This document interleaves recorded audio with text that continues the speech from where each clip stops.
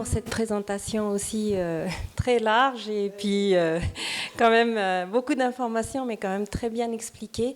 Est-ce que quelques-uns ont des questions avant qu'on se dirige vers le buffet dînatoire? Je rebondis du coup sur la gestion des nouveaux antidiabétiques oraux à l'hôpital et puis en périchirurgical. Alors j'ai vu les recommandations, la problématique étant effectivement dans les cas d'urgence. On avait été confronté au RHLE justement à une patiente qui avait ces nouveaux antidiabétiques et qui devait bénéficier d'une chirurgie dite semi-urgente, qui avait eu X mise à jeun et puis X report parce que pas d'accès au bloc. Ça s'était fini effectivement avec une acidocétose, un séjour aux soins, un flotteur, enfin une catastrophe, quoi. Concrètement, on avait regardé à l'époque quelles étaient les recommandations, c'était en 2024, donc c'était il n'y a pas si longtemps.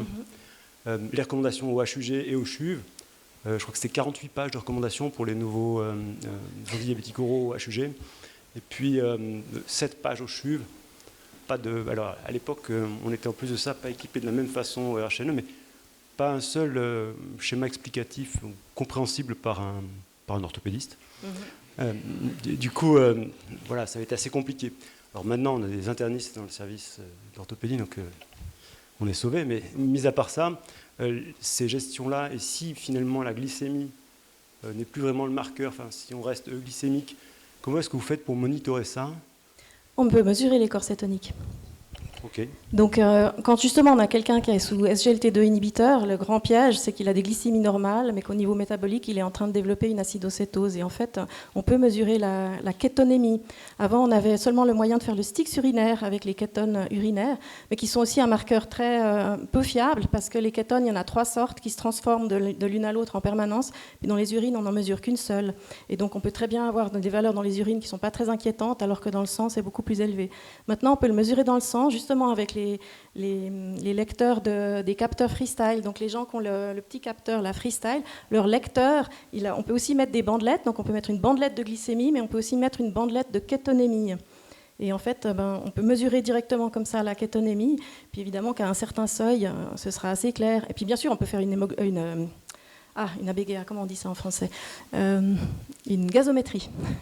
Mais c'est plus compliqué. Avec la kétonémie, on peut déjà grader le patient en termes de risque. Et puis si effectivement il a déjà une kétonémie élevée, on sait qu'il a besoin d'insuline. Et si sa glycémie est normale, il a besoin d'insuline et de glucose. Donc souvent, ça va être quelqu'un pour les soins intermédiaires ou les soins intensifs. Moi, j'ai une autre question pour les inhibiteurs SGLT2, parce que souvent, on se confronte au milieu hospitalier pour les patients qui sont opérés, mais qui ont aussi une décompensation cardiaque post-opératoire. Et souvent, ces traitements sont plutôt prescrits pour l'insuffisance cardiaque chronique, pas pour le diabète. Et là, souvent, on les reprend plus vite, en fait, ce type de traitement, justement pour améliorer la partie cardiologique. Et s'ils ont aussi un diabète, on est un peu embêté, on est un peu dans la zone grise, en fait. C'est là où ça vaut la peine de faire les kétones ou pas? Oui, aussi. Évidemment, dans ce cas-là, si le patient était que sous une thérapie, s'il n'est pas du tout diabétique, le risque est quand même moins grand, mais il existe quand même. Hein. Mais c'est nettement moins grand s'il n'est pas diabétique. Par contre, s'il est diabétique avec une insuffisance cardiaque, c'est plutôt le moment où on peut peut-être lui remettre assez vite son SGLT2 inhibiteur pour l'insuffisance cardiaque, mais en mettant un fond d'insuline, d'où l'intérêt de l'insuline basale qui va justement protéger le patient contre le développement d'une acidocétose.